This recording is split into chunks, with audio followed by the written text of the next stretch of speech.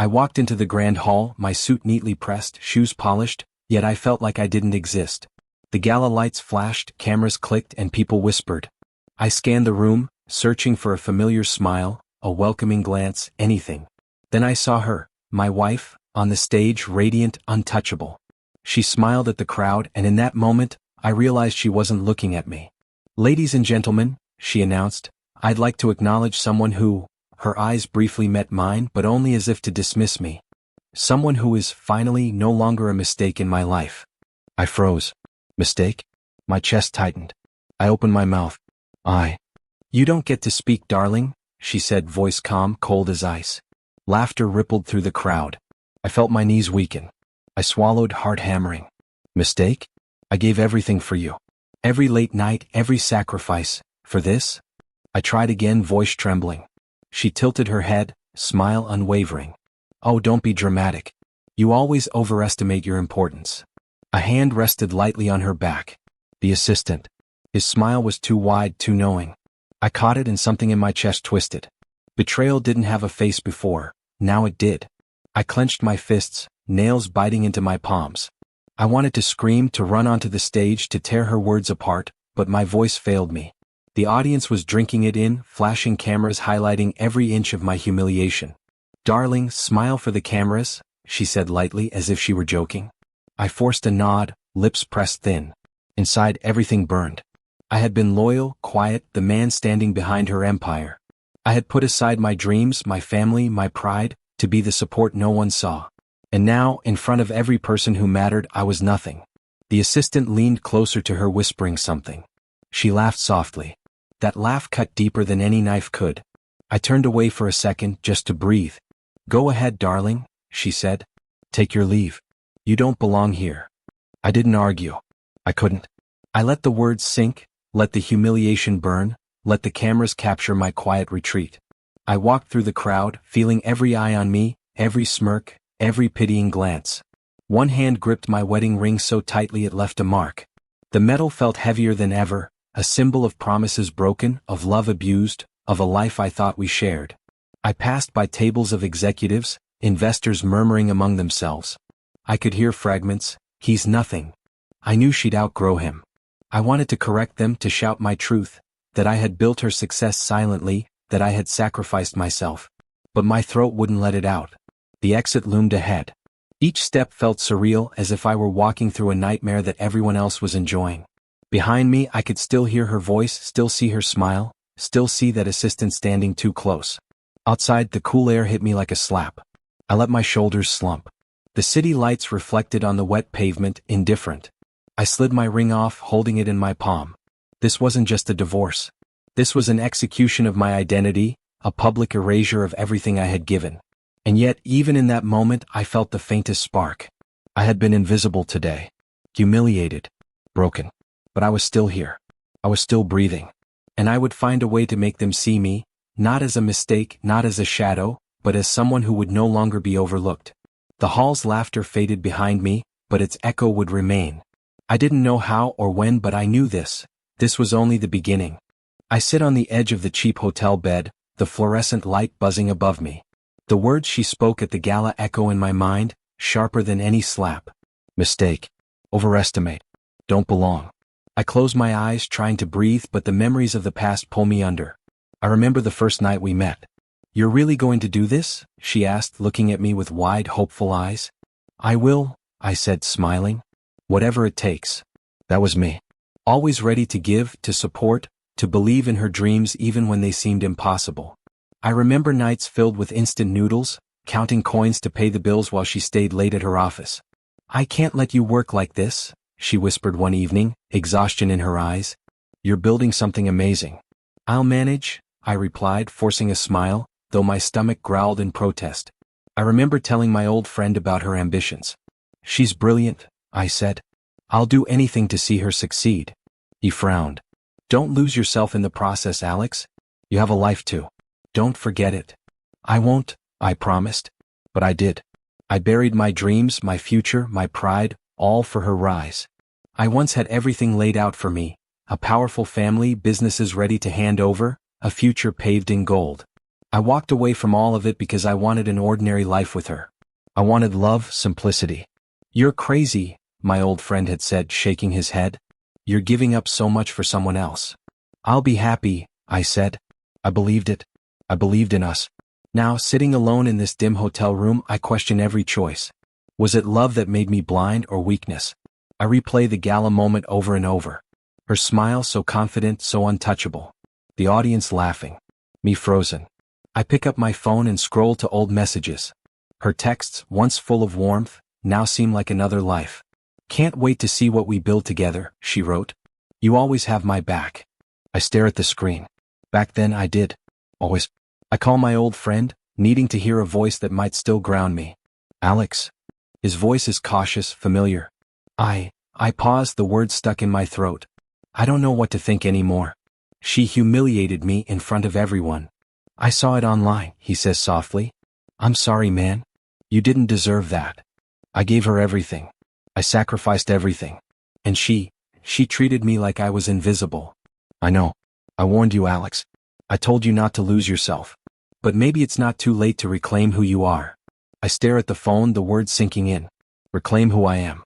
But is that even possible after everything? Do you ever regret it? I ask him. Choosing her over my family, my future? Regret? Maybe. But you also love genuinely. Not everyone gets that chance. Now you have to decide, do you continue to be the man she ignored, or the man who shows her she underestimated you? His words hit me. A spark I thought long dead flickers to life. I realized that love didn't make me weak. Blindness did. Blindness to betrayal, to manipulation, to the truth of who she really is. I look around the room, the peeling wallpaper, the thin mattress, the buzzing light, and I feel a strange clarity. For the first time, I see myself not as a shadow behind her empire, but as someone capable of more. Someone who doesn't need her validation to exist. Thanks, I whisper into the phone. I needed that. You're stronger than you think, he replies. Don't let her words define you. And whatever happens, I'm here. I hang up and hold the phone in my hand, staring at the black screen. The humiliation from the gala still burns, but beneath it, something else grows, a quiet resolve. I won't let her define me. I won't let her erase me. I won't let the sacrifices I made be meaningless. I gave her my loyalty, my trust, my everything. But now it's time to give some of that focus back to myself. I stand up, fists clenched, eyes sharp. The city outside the window hums, indifferent, but I feel the first stirrings of power returning. I may have been invisible then, but I will not remain so. Not now. Not ever. The night stretches on, quiet and heavy, but I am awake. Truly awake. I couldn't ignore it anymore. Little things had piled up like snow, unnoticed until now. Late night phone calls she never answered in my presence. Sudden coldness when I approached. Meetings I wasn't invited to, whispered conversations ending abruptly when I entered a room. My stomach twisted as the truth began to form. Her assistant wasn't just helping her run the company. He was controlling her, shaping her decisions, pushing me out. I found him alone in the lounge one evening, poring over some reports. His smirk hit me before his words. Alex, he said, looking up. You've been avoiding me. I wanted a word with you, I said, keeping my voice steady though my hands shook. About her. About us. He chuckled softly, closing the folder. About her, you say? Funny, I thought she was fully aware of her choices. Don't play games, I snapped. I know what you've been doing. I see the way you manipulate her, control her, push me out. Enough. He leaned back, hands behind his head, still smiling. Manipulate? I call it training. She needed guidance. You did a good job showing her how the world works, though. Really prepared her for me. The words hit like a bullet. You're thanking me? For being replaced? For being erased? My voice cracked. Exactly, he said calmly. You taught her everything she needed to know. And now she's ready to fly. Without you. I wanted to punch him, scream, beg, do anything to reclaim my place. But I realized something. This man wasn't worth my energy. He wasn't the enemy. The enemy was the truth staring me in the face. I had been discarded, replaced, and she didn't care. You're cold? I said finally, voice low. You take pride in this? I take pride in results, he replied. And the results are clear, aren't they? I said nothing. I turned and left. No yelling. No begging. No futile attempt to reclaim something that was gone.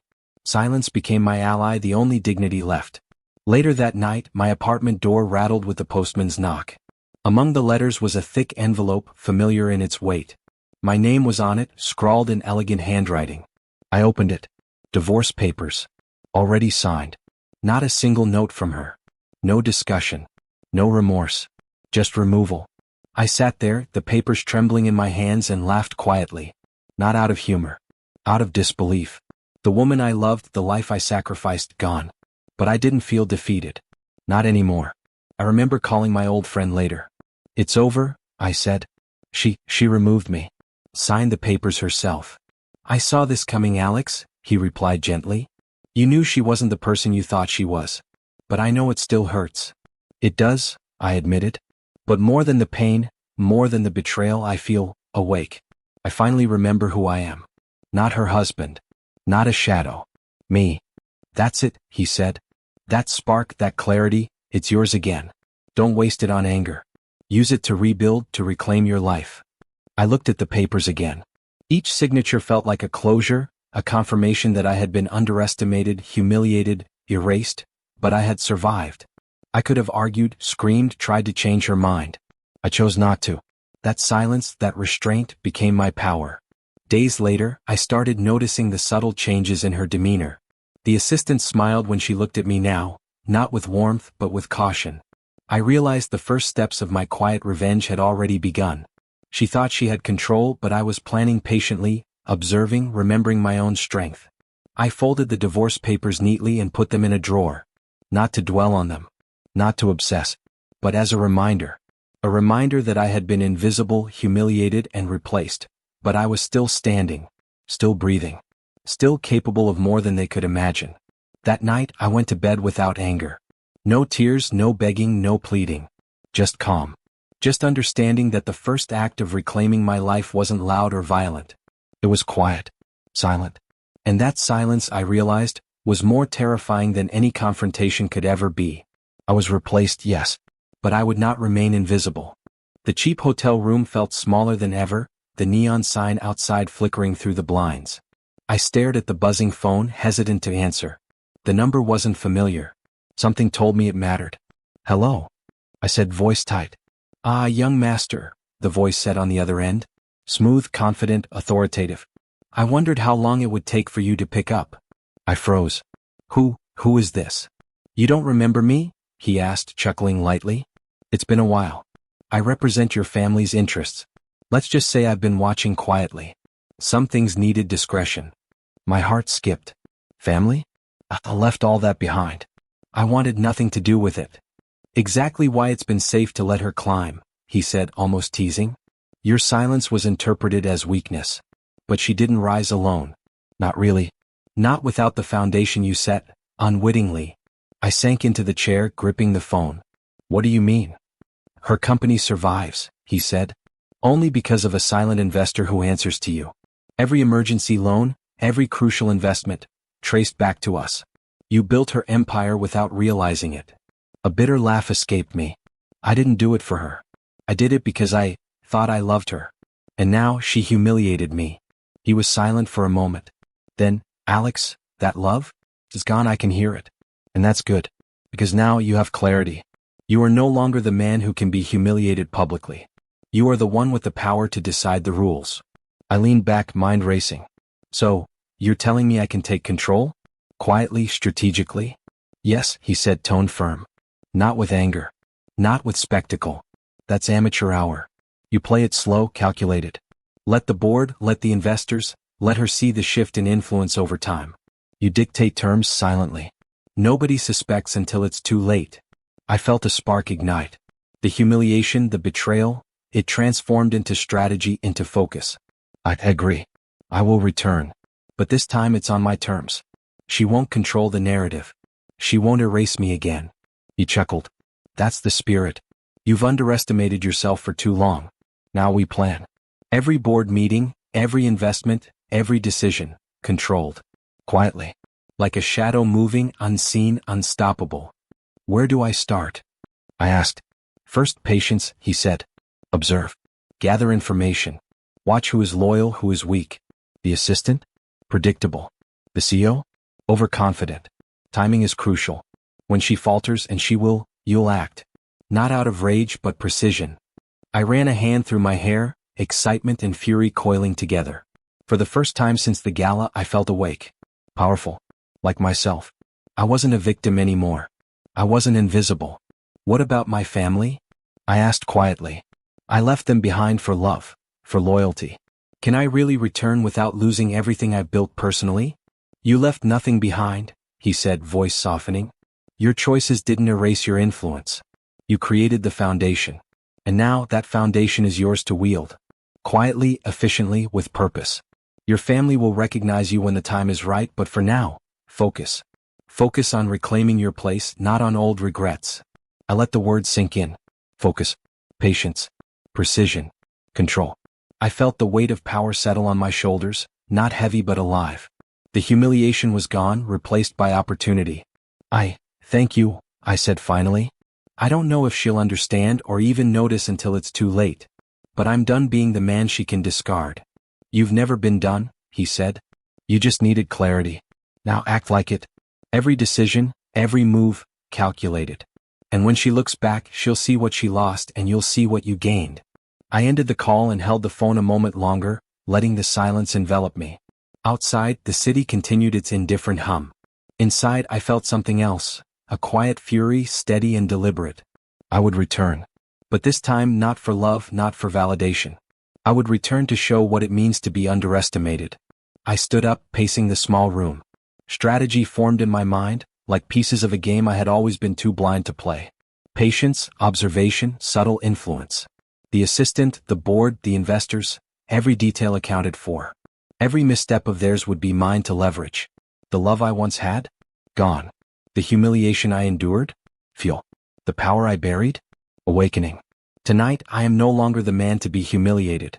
Tonight, I am the man who will decide consequences. And I will do it silently, efficiently, without mercy. I walked into the boardroom quietly, letting the door click softly behind me. The familiar scent of polished wood and expensive leather greeted me, but I felt nothing but a cold clarity. This wasn't the gala. No flashing cameras. No laughter. Just me and the people who once laughed at my expense. Alex? One of the senior executives stammered, eyes wide. Yes, I said evenly. I'm here. A murmur passed through the room, heads turning, whispers halting abruptly. They expected a shadow, a man they could dismiss. Instead they found me, calm, composed, unshakable. We weren't expecting, another executive began.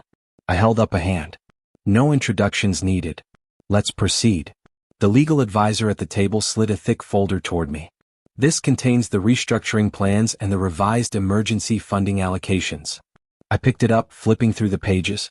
Her company's survival relied on emergency funds, lines of credit that she believed were untouchable. Yet, every line, every clause, every approval now passed through me. I looked at the board members one by one. You all remember the gala? I asked softly, letting the memory linger. The same room, same faces, same laughter directed at me. Their expressions shifted, unease creeping in. Why yes, one admitted, voice low. Good, I said. Now watch carefully. I signed the first page, then another, my pen moving slowly, deliberately. No words. No fury. No speech. Just ink on paper, silent authority flowing through me. The senior executive leaned forward, whispering to another. Is he serious? Yes, the legal advisor said quietly. Every signature is binding. This is final. I felt a subtle power pulse through me. Calm, deliberate, far more frightening than rage. The board members had no idea. Their laughter, their whispers, they had underestimated me completely. Alex, this affects her company significantly, one executive said, voice strained. Are you sure this is? I am sure, I interrupted, my tone precise. No immediate collapse. Just a shift. Let the consequences unfold naturally. You'll see how fragile her control really is. I signed the final page, set the pen down, and looked around the room. Silence hung thick. They weren't angry. They weren't relieved. They were afraid, of the calm, of the precision, of the quiet dominance they couldn't predict. You're different, the assistant-like executive muttered. I mean, this isn't the man we knew. I smiled slightly, though it didn't reach my eyes. That man no longer exists. I'm here now. Observe, learn, and remember what happens when power is underestimated. The legal advisor cleared his throat. Everything is in order. The documents will be filed immediately. Legally, silently. Nothing to challenge, nothing to debate. Her company will feel the shift gradually. I nodded. Good. That's exactly how it should be. One of the executives glanced nervously at the board members. Do we inform her now? No, I said firmly. Let her see it herself. Let her understand that control was never hers to begin with. Let her witness the consequences she thought she could avoid. I took a moment to imagine her face, confident, untouchable, unaware of the silent storm building beneath her. She thought she had erased me. She thought I would be powerless. She had no idea that every signature I placed, every decision I controlled, was a calculated move, a lesson in subtle dominance. The board members shifted, uneasy under my gaze. They had dealt with confident CEOs before, but never this quiet, controlled, lethal calm. My silence was more terrifying than any outburst could have been. Alex, one executive began, hesitant. Quiet, I said softly. Observe. Learn. Execute your roles. Nothing else is required. I stood, smoothing my jacket, my eyes meeting each face around the table. This is not about revenge. This is about restoration. My restoration. The company will survive, yes, but not on her terms. On mine. And she will understand that very soon. I left the room without another word. No applause. No recognition. Just the sound of my footsteps echoing in the corridor. Outside, the city moved on, unaware of the quiet shift in power that had just occurred. I felt no satisfaction, no rush of triumph. Only clarity. Only control. I didn't destroy her instantly. I let the consequences unfold naturally, like a tide she could never stop. And that knowledge, that power, coursed through me steady and cold. The ink had dried. The future was set. Not in anger, not in spectacle, but in silence. The first step in reclaiming my life, my identity, and my respect had been taken. And from now on, every move, every signature, every silent decision would echo the man I had become. I wasn't invisible anymore. I was indispensable, lethal and quiet, and finally fully awake. I watched the news from my quiet office, sipping coffee I didn't taste. Headlines flashed across the screen. Projects failing, investors pulling out, media speculation running wild. The company she built, the empire she flaunted, was wobbling, and I did nothing overt to push it. Just watched. The phone rang. Her number. I froze. After everything, after the gala, she hadn't called me once. Not a single time. Now, trembling, she was on the line. Alex, her voice cracked. I don't understand. Why is this happening? Are you doing this? I leaned back in my chair, calm. I won't say yes and I won't say no. You already know what's happening. What do you mean? She asked, panic lacing every word. Everything's falling apart. Tell me you're not involved. I smiled faintly, though it didn't reach my eyes. Involved? Perhaps. But it's not personal. Just inevitable. Her silence stretched. Then she whispered, I don't understand. You will, I said softly. In time, you'll see the consequences of underestimating people. She sniffled. Please, Alex. I never wanted. Shoo, I interrupted gently. No explanations. No justifications. This isn't about revenge. This is about clarity. About reality. About lessons learned. She sobbed quietly. I thought I was untouchable. You were confident, I said, tone steady. Overconfident. And confidence without humility can crumble. The line went silent. I hung up slowly. I didn't feel victory, just observation. She was learning what silence could teach better than any confrontation. The next day, I learned her assistant had vanished. No calls, no emails. Just gone. I smiled faintly, not from triumph, but understanding. Karma doesn't need my anger, it moves faster on its own. Later, I met my old friend at a quiet cafe. He looked at me with concern, his brow furrowed. Alex, are you becoming cruel? I stirred my coffee, watching the swirls. I don't think so. I'm controlled. Observant. I'm letting events unfold. I'm letting her face the truth she ignored for so long. But you're not speaking, not warning her, not helping, he said, voice soft. You're letting her fail. Exactly, I said, meeting his gaze. I tried to save her once, with love, with trust.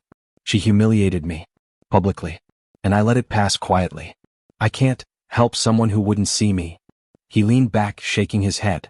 There's a fine line between justice and cruelty. Don't let it blur. I nodded slowly. I know. That line exists. I walk it carefully. I'm not destroying her. I'm not angry. I'm simply silent. Silent can be dangerous, he warned. But so can overt revenge. You're stronger than you realize. Just don't lose yourself in this. I haven't, I said, voice firm. I feel clarity for the first time in years. My humiliation is gone. Her confidence is cracking, and I observe, not because I enjoy it, but because it is the natural outcome of her choices. He studied me, uncertain. And her assistant leaving? That's unsettling. Predictable, I said. He always looked out for himself. Now her facade is exposed. Everyone sees cracks where she tried to appear flawless. Silence amplifies that truth. I don't have to yell. I don't have to demand. I don't have to prove anything. We sat quietly for a moment. Outside, the city hummed. Inside, my thoughts raced through strategy, observation, and restraint. Every move she made now was visible to me. Every misstep recorded in my mind. Alex, my friend said finally, voice gentle. You're changing. Are you happy with that? I considered him, then the empty coffee cup before me. I am at peace, I said. Not happy in the way people imagine happiness. Not triumphant. Just aware. The world is not what I thought it was, and neither was she. Observing her mistakes. That's not cruelty. It's clarity. Control. Silence as a weapon. He nodded slowly, though I could see the worry still lingering in his eyes. Just remember who you are beneath all this. Don't let silence harden you into someone you wouldn't recognize. I haven't forgotten, I said, standing. I never will. I act because I must, not because I want to hurt. My actions are deliberate, calculated, not emotional. Outside, the city moved on, oblivious to the collapse unfolding within her empire. Projects failing, investors withdrawing, media scrutiny tightening. It was a chain reaction, unstoppable. And all I did was watch, silent and steady. Karma moved faster than anger, and she was learning that lesson without my interference. Every tremble in her voice, every abandoned ally, every small failure, it was her reality now. And I would remain a quiet observer, patient, controlled, unshakable. I left the cafe with that same calm, the silence of power settling over me. This wasn't revenge. This wasn't triumph. This was quiet control. The empire she built was wobbling, and I was ready for whatever came next. She stood outside my office door, smaller than I remembered. No cameras. No assistants. No sharp suit. Just her, hands shaking, eyes red. When I opened the door, she whispered my name like it still meant safety. Alex, please. Just hear me out. I stepped aside without a word. She walked in slowly, like she was afraid the floor might disappear. The door closed behind us and the silence pressed down hard. I didn't know where else to go, she said, voice breaking. Everyone left. The board won't answer me. The investors won't return my calls. I sat down, calm. You didn't come here to explain that. She swallowed. I came because I made a mistake. I looked at her face, searching for something familiar. Which mistake? She flinched. What I did to you. The gala. The way I treated you. I was under so much pressure. The company, the expectations. I lost myself. You didn't lose yourself, I said quietly. You showed it. Tears spilled down her cheeks. That's not fair. No, I replied. What you did wasn't fair. She stepped closer. I never meant to hurt you like that. You have to believe me. I believe you didn't care, I said. There's a difference. Her shoulders shook. I was scared, Alex. Scared of losing everything I built. And you chose to lose me instead, I said. She knelt in front of me, desperation raw. Please. I'm sorry. I know I was wrong. I shouldn't have humiliated you. I shouldn't have listened to him. I shouldn't have. I raised a hand. Stop. She froze, eyes wide. This isn't an apology, I said. This is fear. Her lips trembled. What does that mean? It means you're not sorry I was erased, I said evenly. You're sorry the world erased you back. She shook her head frantically. That's not true. Then tell me, I said. If your company was stable, if your power was intact, would you be here right now? Her mouth opened. No words came out. The answer filled the room louder than any scream. I loved you, I continued. I stood behind you when you had nothing. I stood in shadow so you could shine. You didn't just betray me. You replaced me. She cried openly now. I was blind. I didn't see your value. I know, I said. That's why it's too late. She grabbed my sleeve. Then let me fix it. Let me make things right. I'll step down. I'll give up control. I just want us back. I gently removed her hand. There is no us to return to. Her breathing became shallow. What do you mean? I already signed the papers, I said calmly. The decisions that determine what happens next are done. She stared at me in horror. You decided my future? No, I corrected. I accepted the consequences you created. Her voice dropped to a whisper. So this is it? Yes. She collapsed into the chair opposite me. You won't forgive me? I won't hate you, I said. And I won't forgive you. She laughed weakly through tears. That's worse. Maybe, I said. But it's honest. She looked up, eyes swollen. Say something. Yell at me. Blame me. Do anything. I stood up. Silence is what you taught me. I walked toward the door.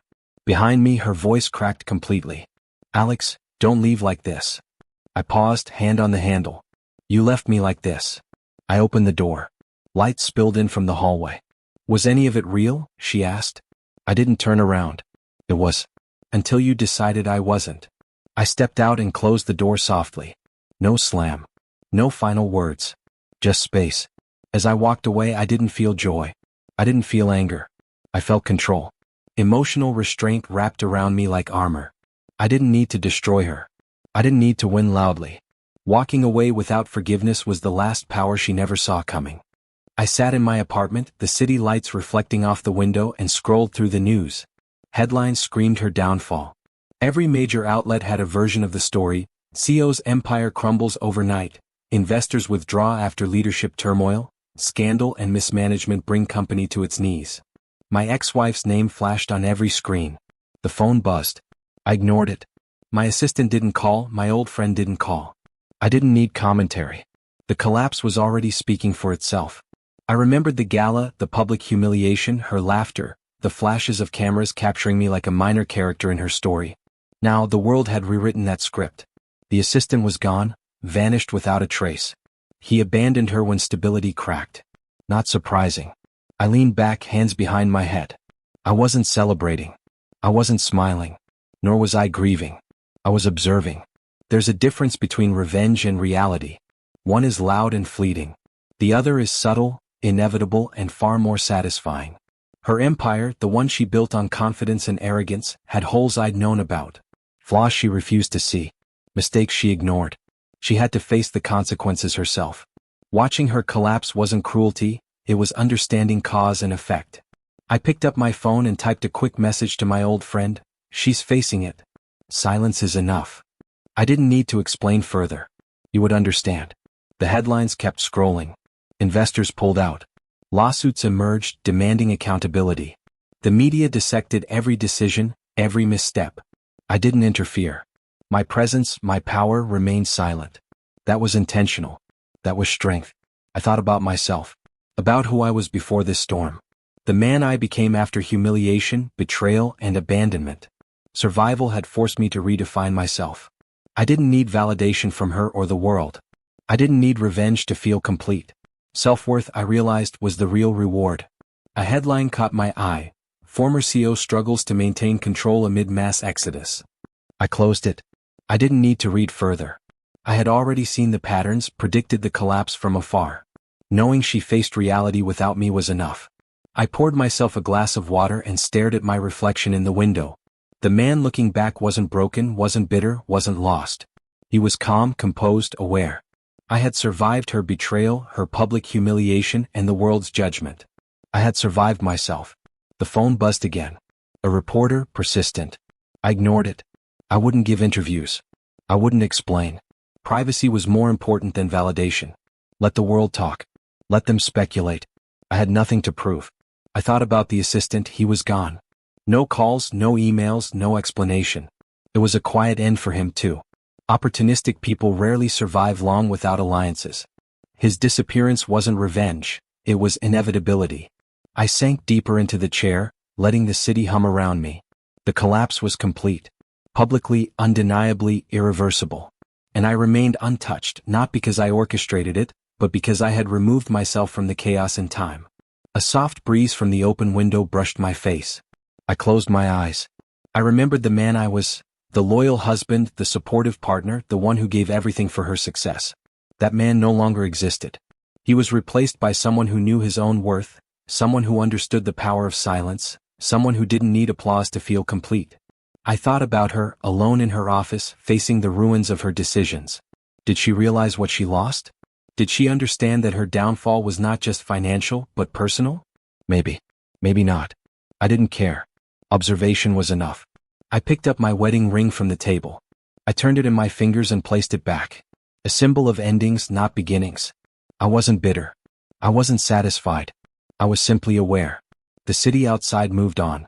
Life continued. But inside me, a quiet calm settled. This was my closure, not loud, not vindictive, not triumphant, but complete. I didn't need the world to see it. I didn't need anyone to acknowledge it. Silence, patience, self-respect. These were my rewards. And as the night deepened, I realized I had everything I needed. Revenge didn't heal me. Recognition didn't define me. Self-worth did. And for the first time in years, I smiled softly, quietly, fully. I stepped off the plane and felt the familiar weight of home. The smell of the city, the chatter in the streets, even the uneven sidewalks, it all felt like mine again. For years, I had walked in the shadows of someone else's life, supporting her dreams, burying my own. Now, every step felt intentional, deliberate, and entirely mine. I took a taxi to my family's house. The driver asked where I was headed. I didn't answer. I let the GPS do the talking. No explanations, no preambles, no history. I didn't owe anyone context. The door opened before I could knock. My mother's eyes widened. "Alex? Is that really you?" I smiled faintly. "It's me." She embraced me, and for the first time in years, I felt the weight of all those missed hugs and forgotten moments. My father appeared behind her, arms crossed, holding a subtle mix of pride and worry. "You look different," he said. "I am different," I admitted, voice calm. "I've spent a long time learning who I am. Now I know." Inside, the house smelled of familiar warmth, spices from my mother's cooking, old books on the shelf, the faint scent of my father's cologne lingering like a memory. I walked through the rooms, touching objects I had once loved, each one a reminder that I still had roots. "My room?" I asked quietly. "You haven't changed it since you left," my father said. "We saved it for you." I nodded. Silence passed. No awkwardness, just presence. I didn't need to recount betrayal or humiliation. That was my burden, not theirs. Later, I sat in the kitchen with my family, recounting small stories, laughing softly. I didn't mention her, the gala, the assistant, or the board meetings. Those ghosts would remain in my shadow, not mine to carry aloud. "You've grown," my mother said finally. "I don't mean age. I mean strength." "I've learned," I replied. "I've learned who I am and what I won't tolerate anymore." I felt my hand brush the wedding ring in my pocket. The metal felt heavier than ever. I looked at my reflection in the window. This man wasn't broken, wasn't bitter, wasn't lost. He had survived. He had evolved. I placed the ring on the counter. "This belongs to the past," I whispered. "Not the man I am now." My father glanced at it. "It's hard letting go." "It's necessary," I said. "I don't need vengeance. I don't need validation. I need clarity." Evening came and I walked in the garden. The stars blinked above like quiet witnesses. I let myself breathe. For years, I had been tethered to her ambitions, her manipulations, her world. Now I existed in my own. My own ambitions, my own pace, my own space. I thought about my career, my passions I had abandoned for love. The world had been hers for a time. Now it was mine again. Slowly, deliberately, I began to plan. Small steps first.